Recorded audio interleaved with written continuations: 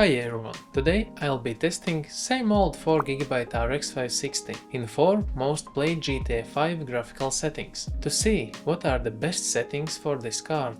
But before we starting GTA 5, let me clarify test bench setup. I paired MSI RX 560 AERO with Ryzen 5 3600 and with 32GB of DDR4 memory, which was clocked to 3200 MHz. For storage, I'll be using 1TB Patriot P220 SSD, and GTA will be running on Windows 11 Pro. And I will be running GTA 5 in DirectX 11 and motion blur turned off, and also I lowered every option in advanced graphics section, so GTA 5 can take full advantage of all 4GB of VRAM for visual appearance. So first up, I run GTA 5 in 1080p with settings set to normal, including ambient occlusion and tessellation. I also turned on FXAA, but MSAA and reflections MSAA and anisotropic filtering I turned off, and with these settings, average frame rate was 108.7 FPS, where minimum was 65.2 and maximum was 143.1 FPS.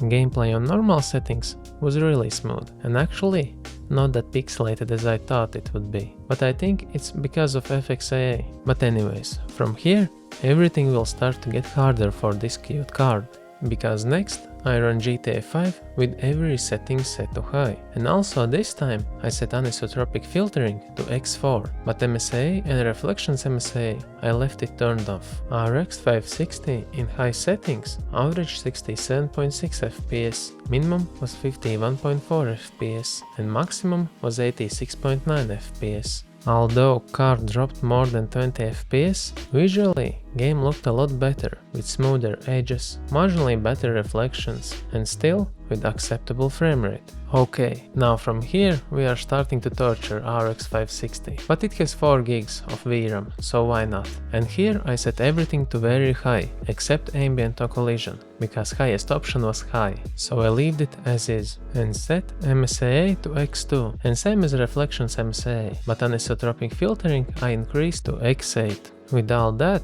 average FPS was only 35 and minimum was as low as 23.3, but maximum was 46.3 frames per second.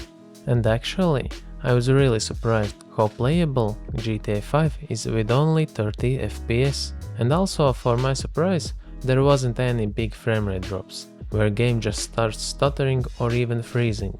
What I actually expected from this card with these kind of settings, but still, it was playable.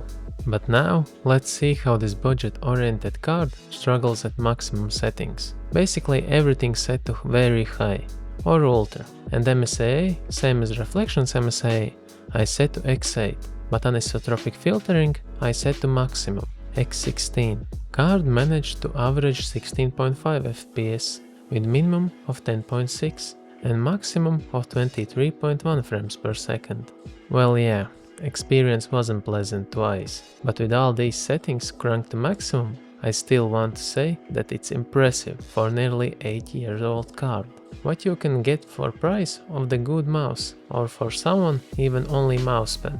I'd say the conclusion here for these tests are that you still can comfortably play GTA 5 in high settings with this RX 560, and maybe even in very high settings, if you are willing to sacrifice reflections from sun, lanterns or rain. But some of you maybe right now are writing in the comments, why you still testing this shitty card, just ditch it and get RTX 4090. Well, I will make it easy for you and answer right now, because this card is from my favorite generation, Polaris, because when this card came out it only cost $99, and for that time how games was optimized, this card was enough to get into competitive gaming, and even in nowadays it's usable for casual gaming from time to time. But now, thanks for watching till the end of this video, and if you don't mind, drop a like and subscribe so you will be notified for future videos. But now, bye for now.